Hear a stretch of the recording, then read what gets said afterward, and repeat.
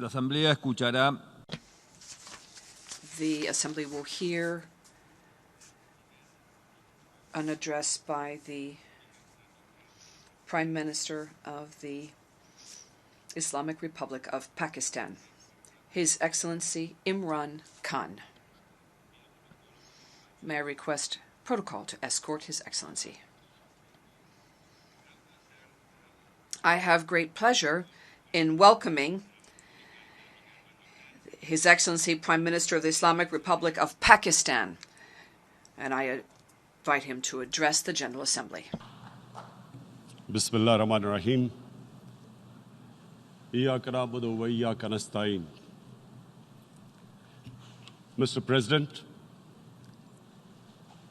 Honorable Secretary General, Excellencies, ladies and gentlemen, I feel honored today to represent my country at this forum of world leaders, where we have a chance to discuss problems that the world is facing. I want to talk about a lot of problems, but just 4 today. And I especially came to this forum despite a difficult time in my country, facing challenges. I would not have come, but because I feel that there are some very urgent problems which the world must address. So first of all, I start with climate change. So many leaders have talked about climate change. But Mr. President, I feel that there is a lack of seriousness. Perhaps world leaders some of the leaders who can do a lot, do not realize the urgency of the situation. We have a lot of ideas, but as someone said, ideas without funding is mere hallucination. Pakistan, I'll give you start with my own country. Our country is amongst the top 10 nations in the world which are most affected by climate change. We depend upon our rivers. We are mainly an agricultural country. And 80% of the water in our rivers comes from our glaciers. The glaciers, not just on the Pakistani side, even India. The 80% of the water in Ganges and the Indian rivers also comes from the glaciers, from the Himalayan glaciers, Karakoram, Hindu Kush. And these glaciers are melting at quite a rapid pace. We detected already 5,000 glacial lakes in our mountains. And if this keeps going, if nothing is done, we are scared that humans are facing a huge catastrophe. In my country, when my party came to power in the province of KP, we planted 1 billion trees in 5 years. Now we've set ourselves a target of 10 billion trees in Pakistan.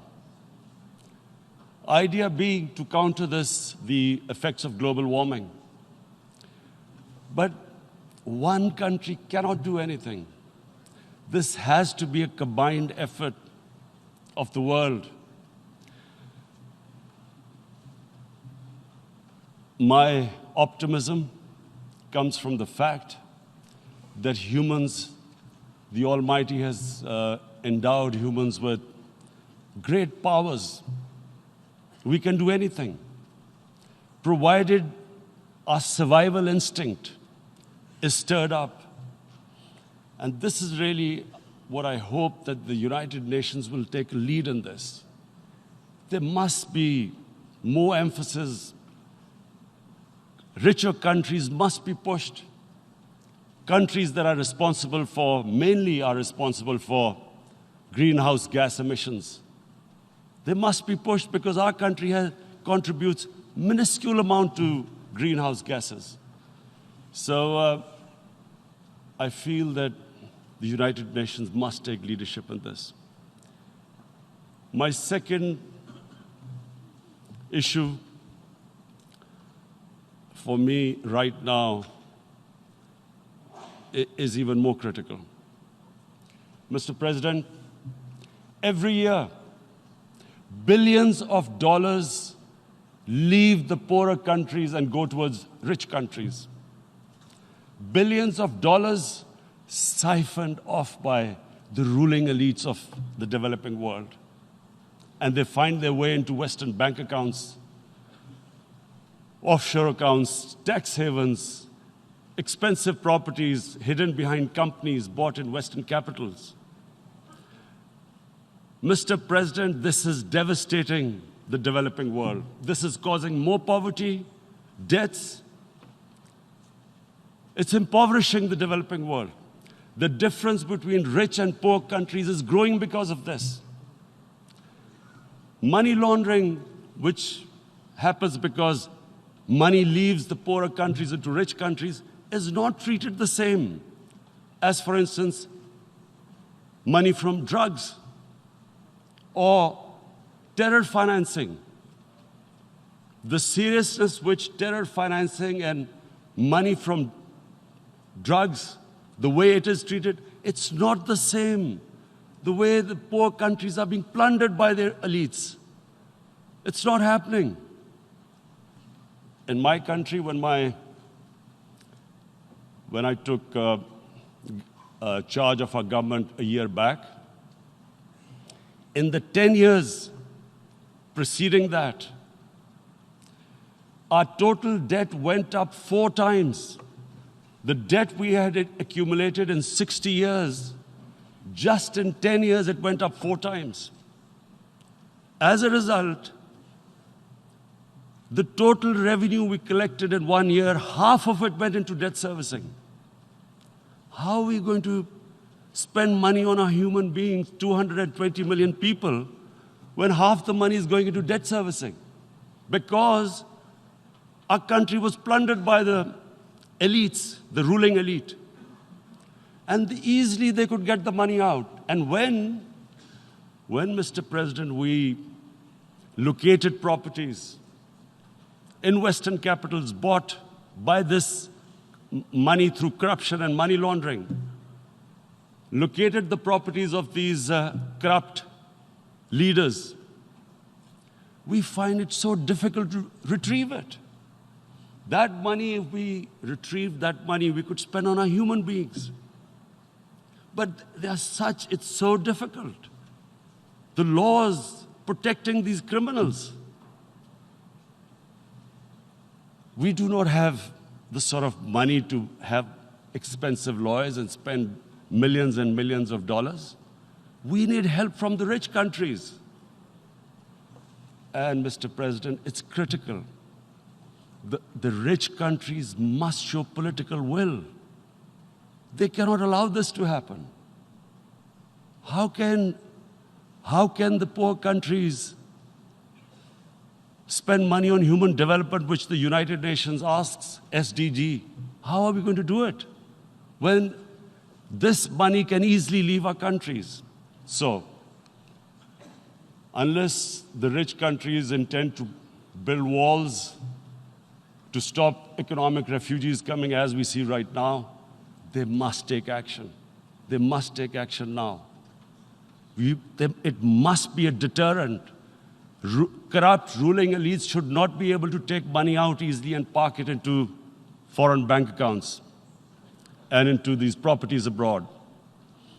And I never understand why. Why do we have these tax havens? Why is this allowed? Why shouldn't rich people pay taxes? Why is it legal to have these tax havens where you have these secret accounts? Because, the world is changing. The population of the world is growing.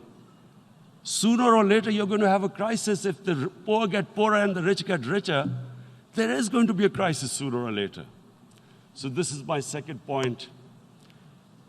I hope that the United Nations takes a lead in this. It involves the IMF, the World Bank, Asian Development Bank. They must find a way of stopping this plunder of the developing world. My third point is Islamophobia. There are 1.3 billion Muslims in this world. There are millions of Muslims living in other countries, European countries, in the US, as minorities. Islamophobia, since 9/11, has grown at a pace where it is alarming. Human communities live together. There should be understanding amongst them. But Islamophobia is creating a division.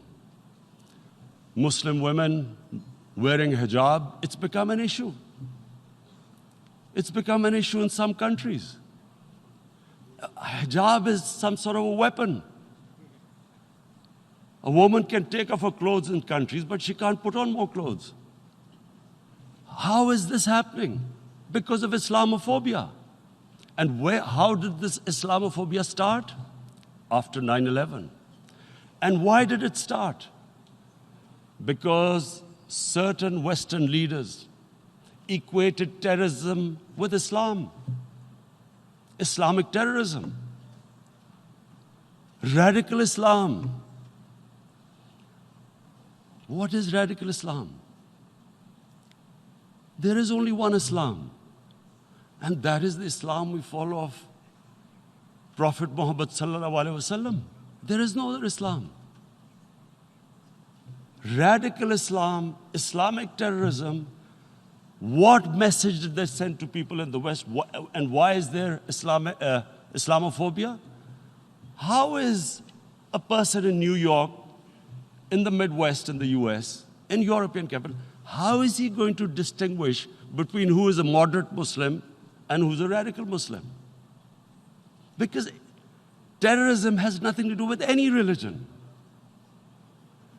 This Islamic terrorism, Islamic radicalism, and sadly used by leaders, this has been the main reason for this Islamophobia. And it has caused pain amongst Muslims. We in Muslim countries watch this Islamophobia traveling abroad, and it's getting worse. And may I just say, Mr. President, that in European countries, it is marginalizing Muslim communities. And we all know that marginalization leads to radicalization. Some of the people who ended up as militants in Syria and other places were from marginalized Muslim communities. And my point here is that we must address this issue. I'm sad to say that we Muslim leaders have not addressed this issue either. After 9/11, when this thing came about war against radical Islam, rather than Muslim leaders trying to explain to the West that there is no such thing as radical Islam, in all human communities, they are radicals. They're liberals and rest are moderate. All human communities, Christians, Jews, everyone has it. But Islam is not radical, neither Judaism, neither Christianity, neither Hinduism. No religion preaches radicalism. The basis of all religion is compassion and justice, which differentiates us from the animal kingdom. But unfortunately, the Muslim leadership was so scared of being called radical Islam that all of them became moderates. In Pakistan, we were in the eye of the storm, and our government coined a phrase called enlightened moderation. No one knows what it meant. But everyone started putting on Western suits that they were moderates, started speaking. Even those who didn't know English would speak English because they were moderates. No one had a clue what it was. Because we, in the Muslim world, did not explain to the West that there is no such thing as radical Islam. One of the reasons why after 9/11 Islam was supposed to be equated with terrorism was suicide attacks. Because the 9/11 bombers did a suicide attack, all sorts of theories came up that the Muslims are involved in suicide attacks because they will get virgin in heavens. Some came up with, what about women, suicide attackers? So this bizarre thing happened. No one explained. Suicide attacks and Islam were equated. No one did research that before 9/11, the majority of suicide attacks in the world were by Tamil Tigers, who were Hindus. No one blamed Hinduism, and quite rightly. What has Hinduism got to do with what desperate people were doing in Sri Lanka? We all know we've seen films about Japanese kamikaze pilots at the end of the Second World War doing suicide attacks. No one blamed the religion. But here we were trying to prove we were moderates and not explaining to the West. But the most important thing I wanted to say here today, in explaining this Islamophobia, Mr. President, and I feel it's very important because I played professional sport in England, I spent a lot of time there, so I know how the Western mind works and how West views religion. So where the misunderstanding about Islam came. And one of the reasons it caused Islamophobia. That was, in 1989, this book was published, maligning, insulting, ridiculing our Prophet Muhammad sallallahu alaihi wasallam. And there was a reaction in the Muslim world. The West couldn't understand what was the problem. Because in the West, because I have spent so much time in the West, religion is perceived completely differently. They don't look upon religion like we do. And so, Islam was supposed to be an intolerant religion. It was against freedom of expression. And Islam took a real beating 30 years ago. I still remember it became a watershed. And every 2 or 3 years, someone would malign our Prophet, peace be upon him. There would be a reaction by the Muslims. And again, it was Islam, an intolerant religion. Again, this time, I blame a certain section of the people in the West who deliberately provoked this, knowing the impact it would have. But the majority of the people in the West didn't understand. This is where, again, Muslim leadership let the Muslims down. We should have explained to them what our Prophet, peace be upon him, means to us. So in 1 minute, I'll try and explain what he means to us. Our Prophet was the witness to the divine book, the Holy Quran. The Holy Quran is the book of guidance for Muslims, and the Prophet's life was living the Quran. He was an example of what the Quran guided us to be. So he is the ideal we all try to get to. The Prophet created the state of Medina, the first state in Islam. That state was the basis of a Muslim civilization which became the predominant civilization for the next 700 years. And what was that state? I hear such strange things about Islam, that it is against women, it's against minorities. The first state of Islam in Medina, it was the first time a welfare state was set up. The state took responsibility of the weak, widows, orphans, poor people, handicapped. It taxed the rich, spent the money on the poor. The state announced that all human beings are children of Adam, hence equal, whatever the color of their skin. The state announced, the Prophet announced that, and slavery, the whole system depended on slavery as it did for many years in the Western societies. The Prophet said that one of the greatest deeds is to free a slave. But because the society depended on slavery, he said, but if you have to, treat them as an equal member of the family. And as a result, something happened in a Muslim world which hasn't happened in any other civilization. Slave dynasties appeared. Slaves became kings. The Mamluks, slaves who ruled Egypt. In India, there were slave dynasties. And then, with minorities, again, you hear that Islam is supposed to be against minorities. Let me just make this clear. In Islam, the Prophet announced that everyone was free to practice his religion. It was a sacred duty to protect the places of worship of all religions. He announced that every person is equal in front of law, whatever his religion or his color. And this incredible case, and I always quote this, that the fourth Khalifa, the head of state of Medina, he lost a court case against a Jewish citizen. So, number one, it showed there was a rule of law, no one was above law. And number two, that a Jewish citizen was an equal citizen. So, Mr. President, when a Muslim society is unjust to its minorities, it is going against the religion of Islam and our Prophet, peace be upon him. So, it is important to understand this. The Prophet lives in our hearts.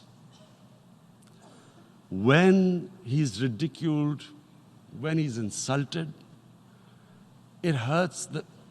As we human beings understand one thing, the pain of the heart is far, far, far more hurtful than physical pain. And that's why the Muslims react. And I always thought that if I ever had the stage, I would try and explain this to the world community, especially to the Western community, because having lived in the Western community, people didn't understand this.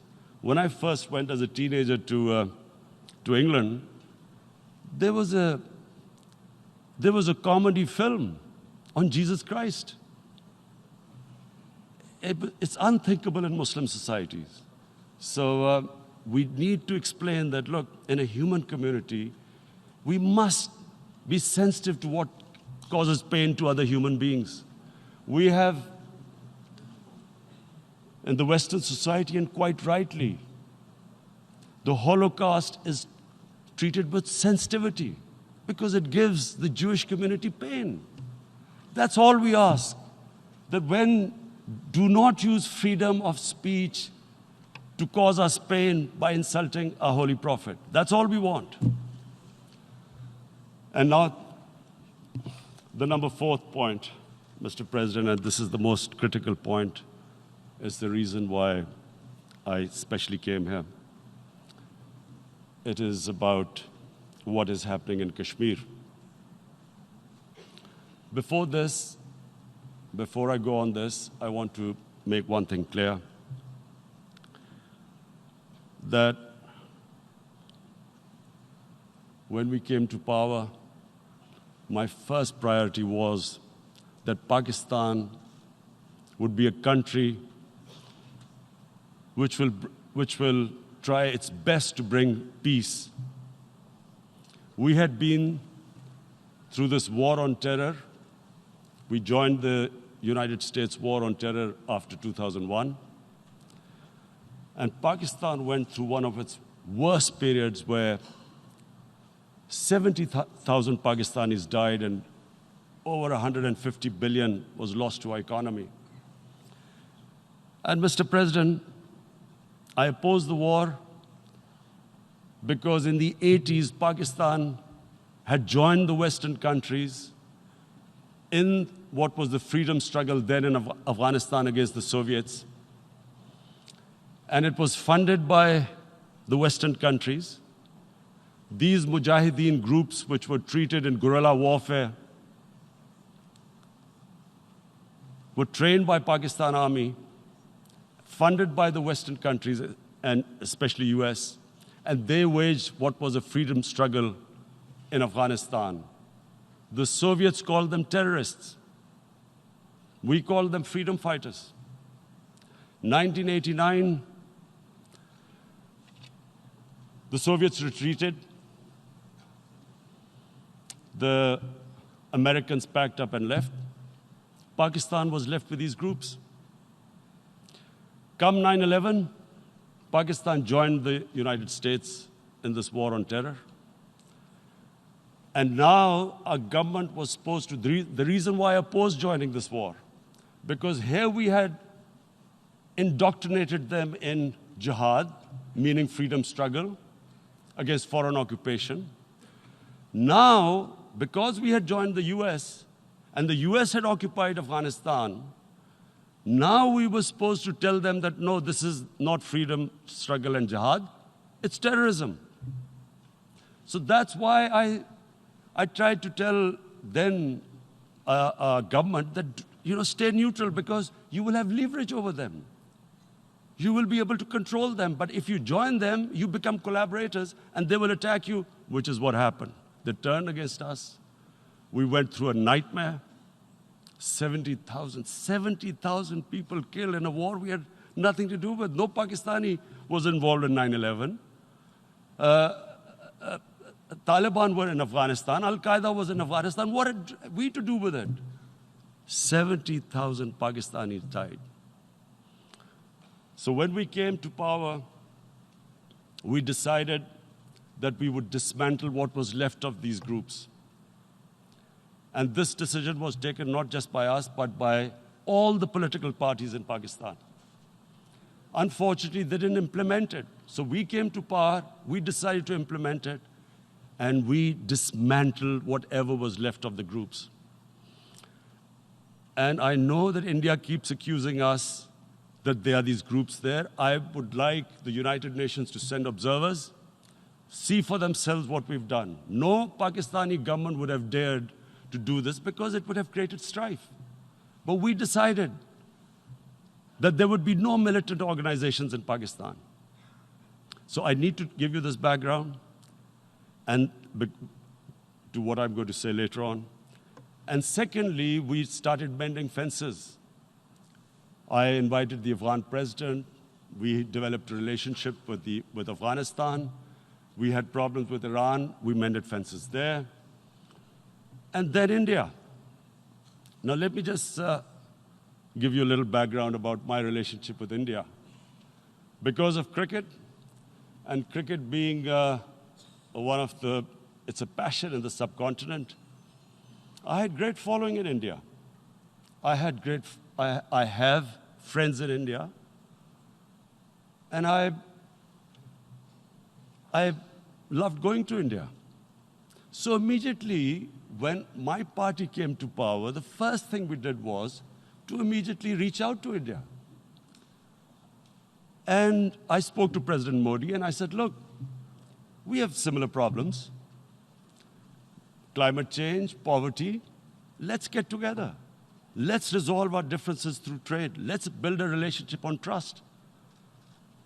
Prime Minister Modi told me that, there were terrorist attacks from Pakistan. I said, we have problems with you. There are terrorist attacks which we know are instigated by India in Balochistan. We caught a spy, Kulbhushan Yadav, who admitted what the sabotage going on in Karachi and Balochistan. So we said, look, let's leave that behind. Let's move forward. Our main priority should be our people. The highest number of poor people live in the Indian subcontinent. Unfortunately, didn't make any headways. Our foreign minister was supposed to meet on this in the UNGA last year. India cancelled it. We thought that it's their election coming up. It's a nationalist, ultra-nationalist party. It doesn't want to cozy up to Pakistan. So we thought, okay, we'll wait till the elections. Meanwhile, a 20-year-old Kashmiri boy, whose father said was radicalized by the security forces in Kashmir, blew himself up on an Indian convoy. Immediately, India blamed us. I spoke to the Indian public on television. I said, if you give us any iota of proof, we will immediately take action, because we've clamped down on these groups. Rather than sending us any proofs, they sent their jets in, they bombed us. We retaliated. A jet, 2 of their planes were shot down, 1 pilot bailed out in Pakistan. We immediately returned the pilot, saying that, look, we do not want any escalation. Rather than taking that as a peace gesture, the entire campaign, almost the entire campaign of Mr. Modi in the election was how he had taught Pakistan a lesson that jets had killed 350 terrorists. Complete lie. They had just killed about 10 trees of ours, which was quite painful given that, we are growing all these trees. He then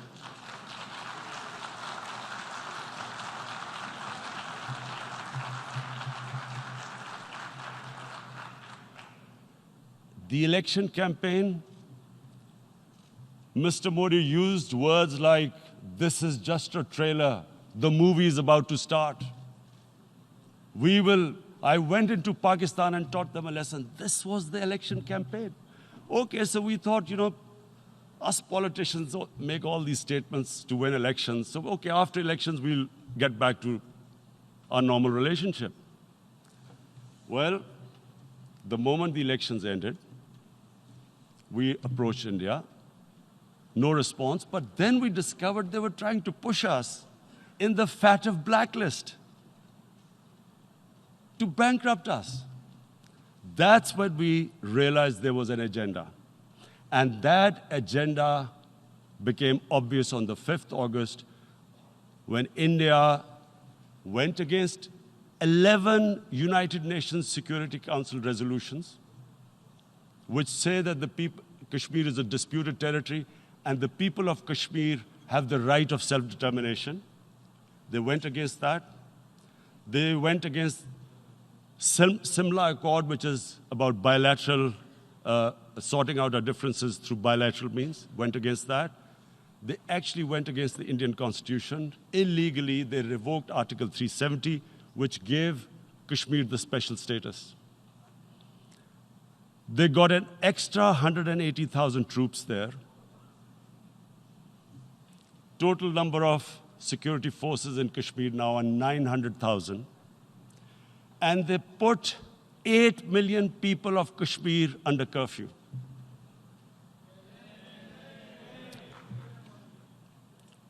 Mr. President,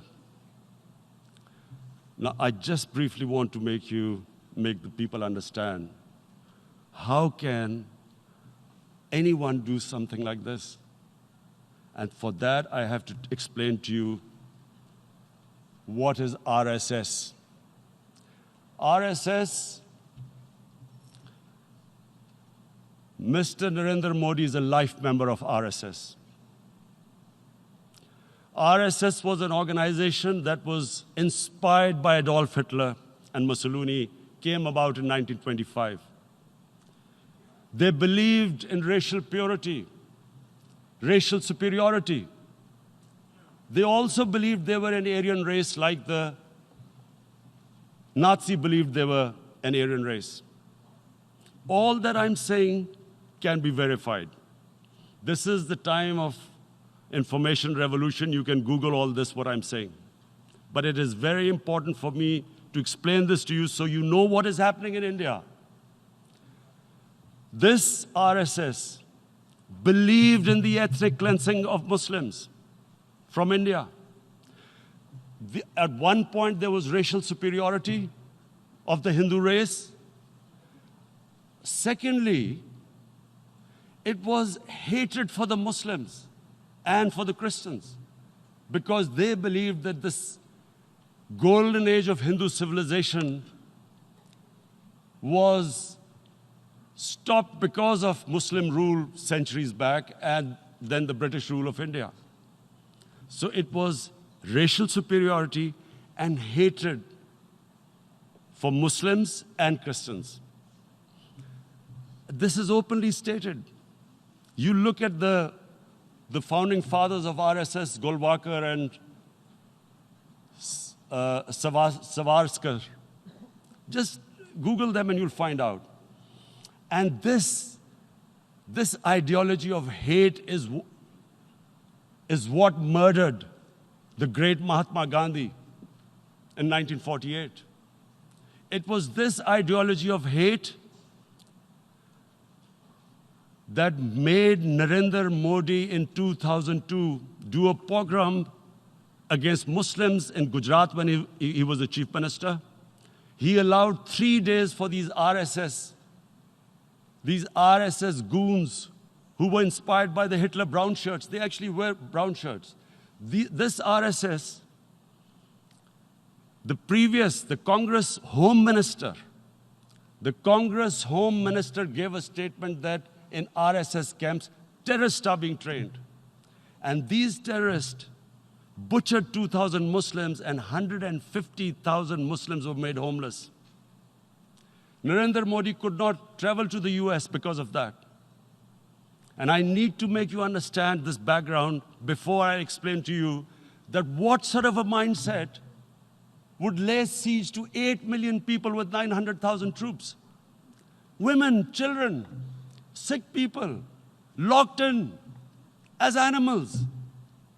In fact, of what I know of England, if 8 million animals were locked in, the RSPCA would have made a lot of noise about it. These are human beings.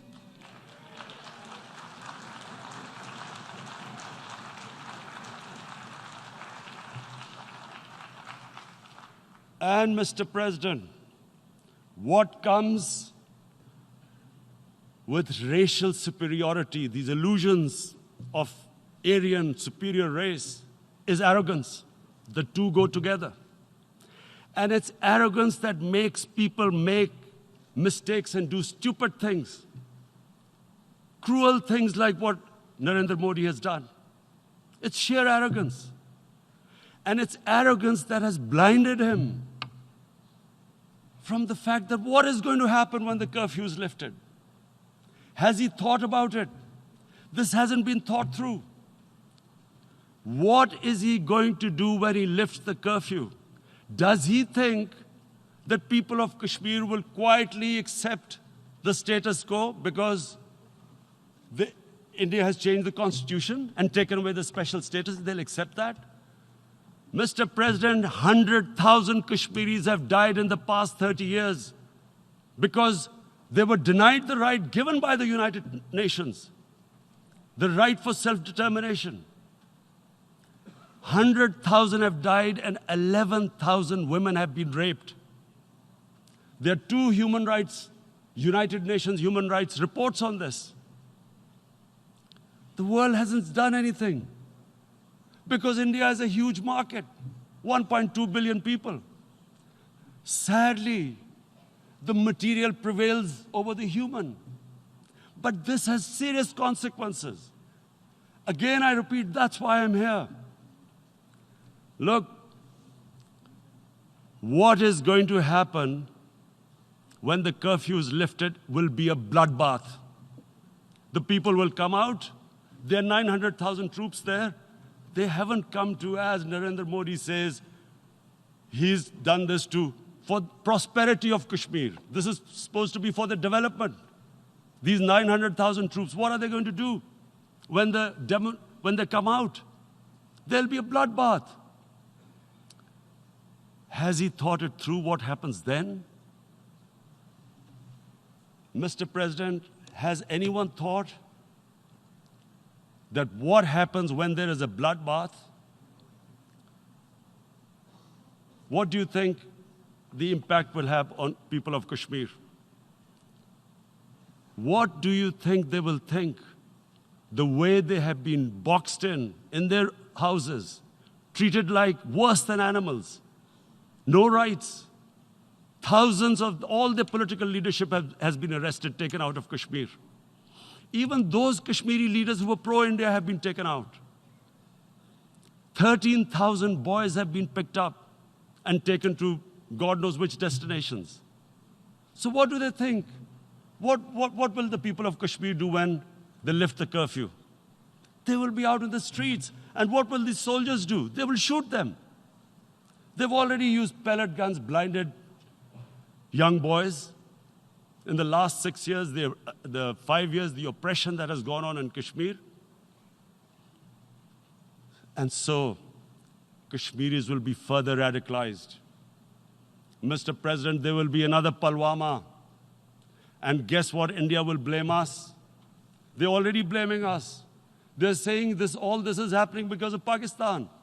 One of their defense ministers said, there are 500 terrorists lined up on the border to go in. Why would Pakistan send 500 terrorists when there are 900,000 troops? What impact are they going to make? What will they do? And why would? Don't we know that the moment there is some terrorist attack, all that will happen is there'll be further cruelty and oppression of the people of Kashmir. We will just give the 900,000 troops to further crush the people of Kashmir. And then we'll give the Indian government an excuse that, look, Pakistan is a terrorist state, and this mantra that has gone on, Islamic terrorism. The moment you use this catchword, Islamic terrorism, the whole world turns away. No one talks about human rights. You can do whatever you want, which is what has happened in Kashmir, because they keep using this word, Islamic terrorism. And this is what they're doing right now. What do we benefit from further increasing the cruelty on the people of Kashmir? And why would we want this? But there is no other narrative left for India. As when they lift the curfew, whatever happens, Pakistan will be blamed, and there is always a danger of another Pulwama. They might come and bomb us again, and then another cycle might start. And what does Narendra Modi think? That 180 million Muslims of India are thinking right now. Aren't they watching these Kashmiris stuck inside for 55 days they've been stuck in? Aren't they watching? What do you think? Don't you think that the Muslims will be radicalized in India? And I'm talking about 180 million people. And when they get radicalized, there will be some incident in India somewhere down the line. Again, we will be blamed. And I'm warning you right now, again, we will be blamed. And, Mr. President, what about 1.3 billion Muslims who are watching this? And they know that it is only happening in Kashmir because they're Kashmiri Muslims. This is not happening to Kashmiri Hindus. They know that this is happening because of their religion. So what do you think they will be thinking? What do you think the Jewish community would think if they were, forget 8,000 Jews stuck like this? What do you think Europeans would think? What do we think? I mean, any human community, if their members are stuck like that, what do you think they will think? Are we a children of a lesser God? Is it not going to cause us pain? And then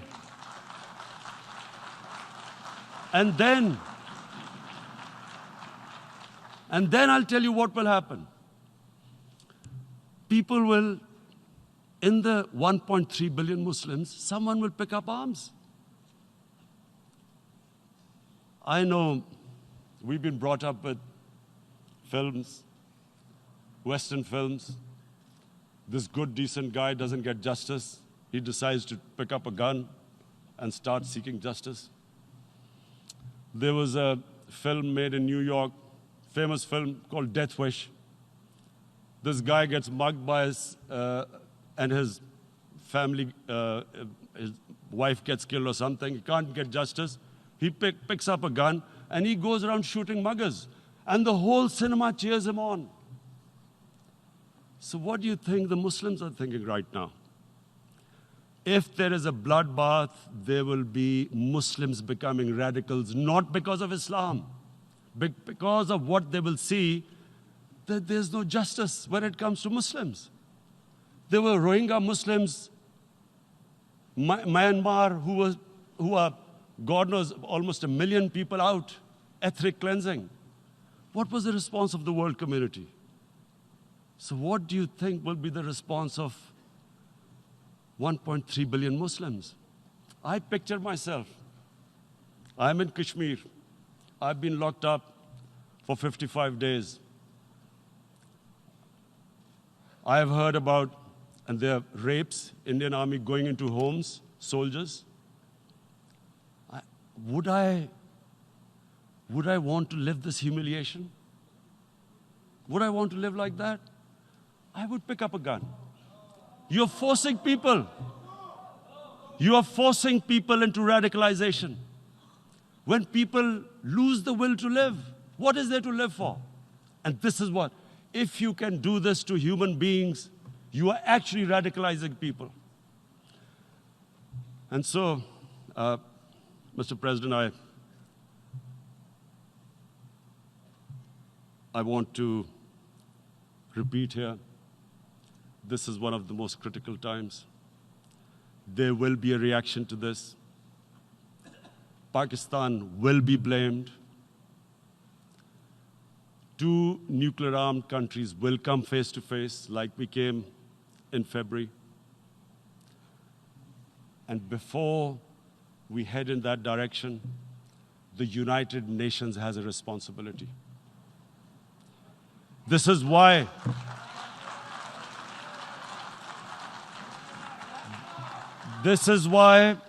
the United Nations came into being in 1945. You were supposed to stop this happening.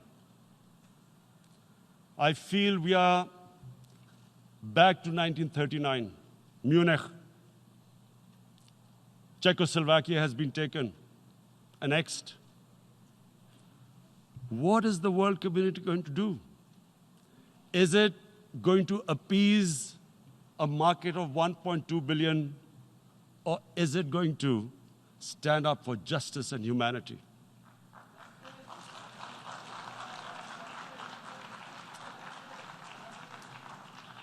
If this goes wrong, you hope for the best, but be prepared for the worst. If a conventional war starts between the 2 countries, Mr. President, if a conventional war starts, and anything could happen, but supposing a country 7 times smaller than its neighbor is faced with the choice, either you surrender or you fight for your freedom till death, what will we do? I ask myself this question. And my belief is, La ilaha illallah, there is no God but one. And we will fight. And when